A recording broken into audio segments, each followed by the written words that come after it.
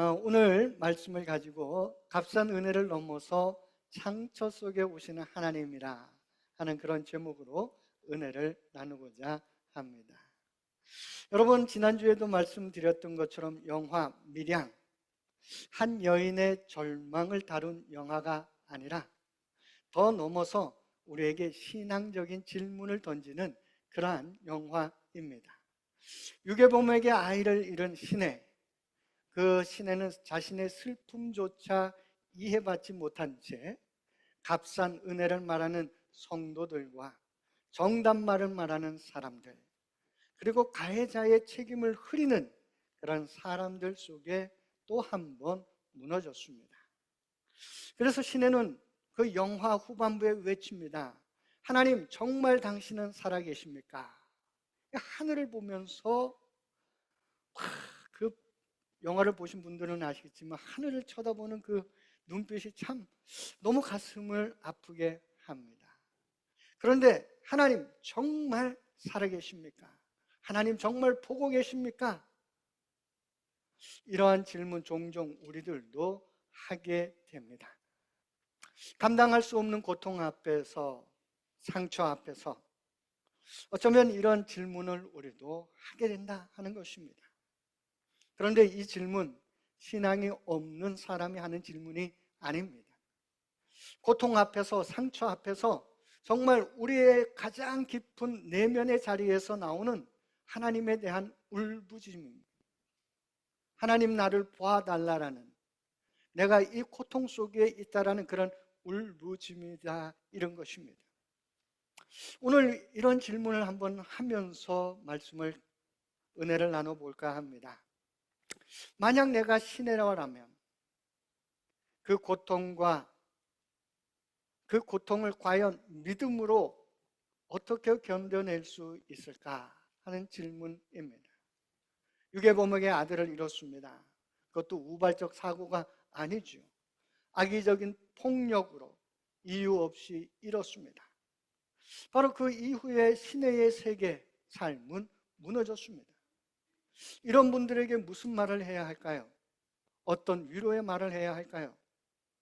저는 목회를 하면서 가장 어려운 게 바로 이 순간들입니다. 과연 무슨 말을 해야 할까? 아직도 잘 모르겠습니다. 어쩌면 남들처럼 시간이 약이다, 무슨 뜻인지 모르지만 하나님은 아실 것이다, 우리는 천국에서 다시 만날 것입니다, 이런 말들이 정말 그에게, 시내에게 위로가 됐을까? 그런 의문도 듭니다. 그러나 잘 모르겠습니다. 그렇지만 만약 내가 시내라면 먼저 무엇을 해야 할까요? 어쩌면 첫 번째로 믿음을 회복하려고 너무 애쓰지는 말아야 할 것 같습니다. 이 말이 이상하게 들릴 수도 있습니다. 그런데 성경은 말합니다. 믿음은 결심으로 회복되지 않고 동행 속에서 서서히 살아나는 것이다 하는 겁니다. 사랑하는 가족과 전 재산을 잃은 욥, 성경을 읽어보면 그는 즉시 자신의 믿음을 고백하지 않았습니다. 거의 30장 넘게 욥은 하나님께 울부짖고 또 따지기도 하고 항변하기도 하였습니다. 그런 욥에게서 하나님은 떠나지 않으셨습니다. 그 욥의 고통 소리를 다 들어주셨습니다.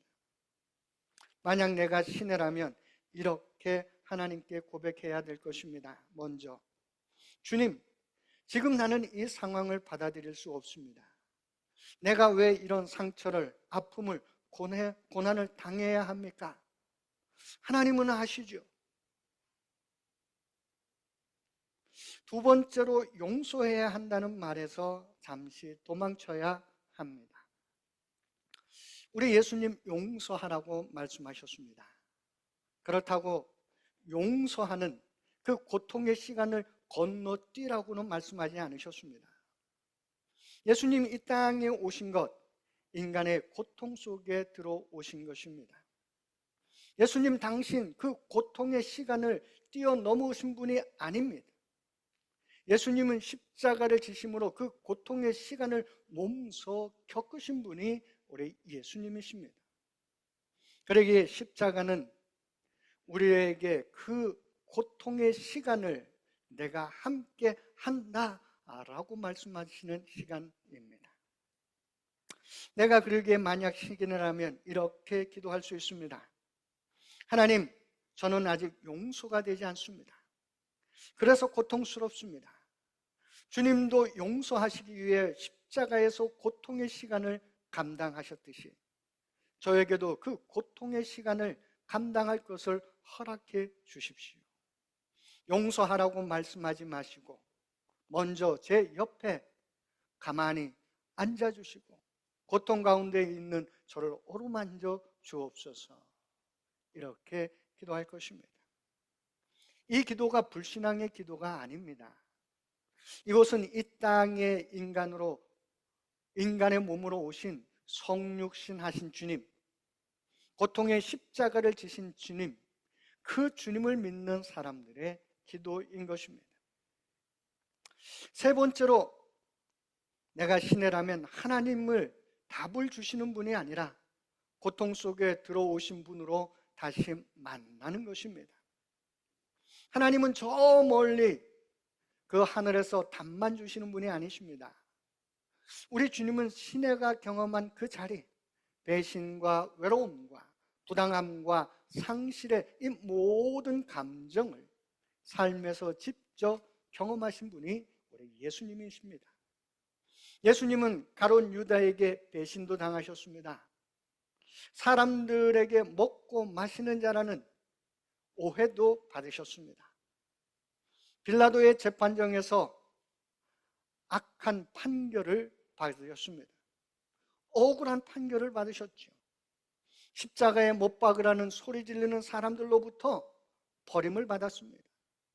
그리고 하나님 안에 십자가 위에서 엘리 엘리 라마 사막다니, 나의 하나님 어찌하여 나를 버리시나이까, 고통에 몸부림치셨던 분이 우리 하나님이시라는 것입니다. 우리 예수님이라는 것입니다. 우리의 주님은 고통을 그냥 이해한다라고 말씀하시는 분이 아닙니다. 우리의 고통을 몸소 겪으신 분이 우리 주님이십니다. 그러기에 만약 내가 시내라면 나는 바로 이 고통 속에 살아가는 나를 바라보며 나도 주님과 같은 고통 속에 살았습니다. 그리고 살고 있습니다라고 말해야 할 것입니다. 바로 하나님이 나보다 먼저 이 고통을 살아내셨다라는 것이죠. 우리가 하나님을 알 때 상처를 극복할 수 있습니다. 십자가는 고통을 외면하는 하나님이 아니라 고통 속에 오신 하나님을 우리에게 계시하고 있습니다. 십자가를 지신 주님은 시내와 같은 고통 속에 있는 사람들에게 참아라, 용서하라고 외치시기 이전에 이렇게 말씀하십니다. 나도 그 고통 속에 살았다. 오늘 우리가 읽은 히브리서 4장 15절의 말씀을 현대어로 한번 읽어보면 이런 말씀입니다. 우리 같이 한번 읽어보도록 하겠습니다.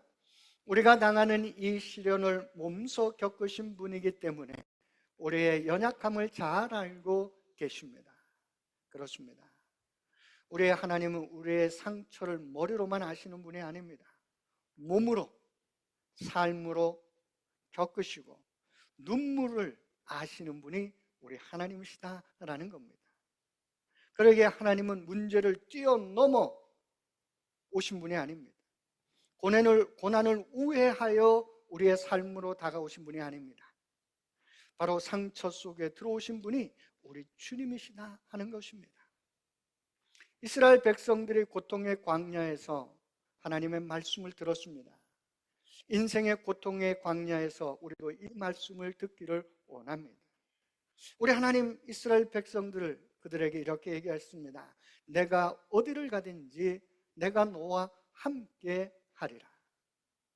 우리 주님, 우리와 함께 하시는 임마누엘의 하나님이신 줄로 믿습니다.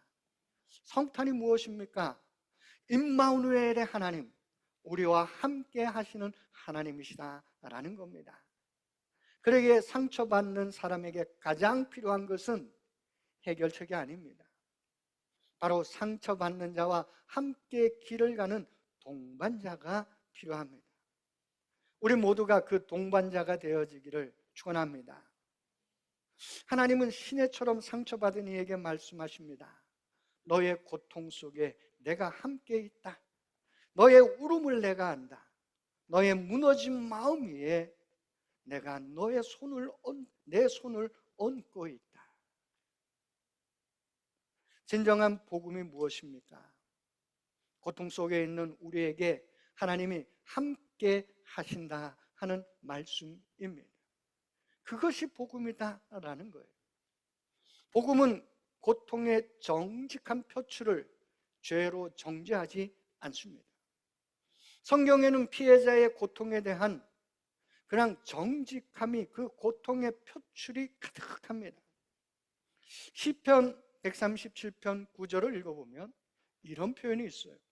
내 어린 것들을 바위 위에 메어 치는 자는 복이 있으리로다. 저는 이 시편을 읽다가 깜짝 놀랐습니다. 어떻게 성경에 이런 표현이 있을 수 있을까? 이 바벨론의 포로로 잡혀간 사람들이, 그 바벨론들이, 그 적군들이 자기의 자녀들을 죽이고 그 모든 그 잔인함을 보고 시편을 지었는데, 바로 바벨론 내 어린 것들을 내가 바위에 맺히는 그러한 자가 복이 있다라고 표현하였습니다. 고통의 표출이었습니다. 욥도 하나님 앞에 항변했죠. 내가 태어난 날이 저주받기를 원한다라고 말했습니다. 앞서 예수님도 엘리 엘리 라마 사막다니, 나의 하나님 어찌하여 나를 버리시나이까 하고 고통을 표출했다 하는 것입니다. 고통을 표출하는 것, 그것은 죄가 되지 않습니다. 복음은 믿는 자도 분노할 수 있다는 겁니다. 그리고 하나님 앞에서 무너질 자유도 있다라고 말하는 것입니다. 십자가는 용서의 선언 이전에 고통의 공감이라는 것 또한 우리는 알아야 합니다. 복음에는 핵심의 순서가 있습니다. 먼저 한번 보시면요, 우리는 성육신의 하나님입니다. 예수님의 탄생은 인간이 하나님의 고통 안으로 들어오신 사건입니다. 그리고 십자가는 부조리한 폭력의 피해자가 되셨음을 드러냅니다. 그리고 부활은 고통을 부정하지 않은 채 새 생명을 여신 것을 의미합니다. 예수님은 괜찮다고 말하기 이전에 먼저 나도 그 고통 가운데 있었다라고 말씀하시는 분이십니다. 그리고 세 번째로 복음은 피해자의 시간표를 존중합니다. 분명히 용서해야 합니다. 그러나 용서는 명령되는 것이 아닙니다. 그리고 치유는 단계적으로 이루어진다 하는 것입니다. 예수님은 베드로를 회복시키실 때 내가 너를 사랑하느냐라고 3번에 걸쳐 물으셨습니다. 시간이 필요했다라는 겁니다. 치유의 과정이 있어야 한다는 것입니다. 강요된 회복이 아니라 어쩌면 그것은 보이지 아니하는 폭력일 수도 있습니다. 복음은 시내에게 이렇게 얘기합니다. 지금 용서하지 못해도 된다. 나는 너와 함께 이 자리에 있다라는 것입니다. 그렇다면 이제 내가 시내라면 어떻게 이 믿음으로 회복할 수가 있겠습니까? 첫 번째로는 나는 아프다고 하나님 앞에 정직하게 말하는 것입니다. 하나님은 진실의 울음 앞에 가까이 오십니다. 하나님은 우리가 감정을 숨기라고 하지 않으셨습니다. 시련의 아픔을 하나님 앞에 토로하라고, 나의 아픔을 하나님 앞에 내어놓으라고. 그래서 많은 시편 기자들이 그의 상처를, 고통을 하나님 앞에 내려놓았습니다. 하나님 앞에서 울부짖었습니다. 그것은 신앙의 태보가 아닙니다. 그것은 하나님을 바라보는, 하나님께서 나를 치유하실 것을, 하나님께서 나와 함께 하실 것을 바라는 이의 몸부림인 것입니다. 두 번째로 하나님의 공의를 신뢰할 것입니다. 내가 억울함을 해결하지 말고 하나님께 맡기는 것입니다. 로마서 12장 19절에 보니까 원수 갚는 것은 내게 있으니 내가 갚으리라 주께서 말씀하셨습니다. 그러게 하나님께 맡기는 것입니다. 하나님께서 해결하기를, 하나님의 공의가 우리의 삶 속에 나타나기를 맡기는 것입니다. 그리고 세 번째로 임마누엘의 하나님을 붙드는 것입니다. 하나님은 나의 고통 앞에 함께 계십니다. 나의 상처는 하나님의 부재가 아닙니다. 그것은 하나님의 임재의 자리가 됩니다. 상처는 하나님과 함께하는 자리에서 고쳐집니다. 사람의 말로 치료되지 않습니다. 하나님의 임재하심이 바로 상처의 치유의 시작이 되는 줄로 믿습니다. 그러기에 하나님 앞에 엎드리십시오. 내가 아프다고, 내가 억울하다고 하나님께서 갚아달라고 엎드려야 할 것입니다. 네 번째, 상처를 통해 다른 상처받은 이들에게 위로가 되겠습니다. 곧 위로가 되어야 합니다. 하나님은 우리의 고통을 낭비하지 않으시기를 원하십니다. 내 상처를 통해 다른 상처받은 사람들이 세워지기를 원하십니다. 바로 상처받은 사람이 더 공감할 수 있기 때문에 그렇습니다. 그래서 고린도후서 1장 4절에 이런 말씀이 있습니다. 우리 한번 같이 읽어보도록 하겠습니다. 우리의 모든 환난 중에서 우리로 하여금 하나님께 받은 위로로서 모든 환난 중에 있는 자들을 능히 위로하게 하시는 이시로다. 그렇습니다. 하나님은 우리의 상처가 상처로만 끝나기를 원하지 아니하십니다. 우리의 상처를 통해 다른 상처받은 사람들을 위로하는 그런 자로 세워져 가기를 소원합니다. 바로 그것이 우리 주님의 마음이다라는 것입니다. 진정 우리 주님을 바라보는 우리 모두가 되기를 소원합니다. 하나님은 상처를 단번에 지우지 않으십니다. 그러나 상처의 자리에 우리 주님 오십니다. 그것이 임마누엘이고, 그것이 복음이고, 그것이 치유입니다. 시내와 같은 사람들이 교회 안에서 다시 상처받지 않고 진짜 복음으로 회복되기 위해 우리는 정답이 아니라 동행과 공감과 임마누엘의 복음을 전해야 할 줄로 믿습니다. 그리고 시내처럼 상처를 안고 있는 여러분, 하나님은 우리에게 말씀하십니다. 내가 너와 함께 있다. 나는 결코 너를 버리지 않는다. 너의 울음을, 너의 고통의 울부짖음을 내가 듣고 있다. 이 사실이 오늘 우리의 영혼을 치유하시는 그런 하나님을 만나고 우리를 세우시는 하나님을 만나는 우리 모두가 되기를 소망합니다. 우리 이 시간 함께 묵상하기를 원합니다. 나의 상처 속에 들어오신 우리 십자가의 예수님을 우리 함께 이 시간 1분 정도 묵상하도록 하겠습니다.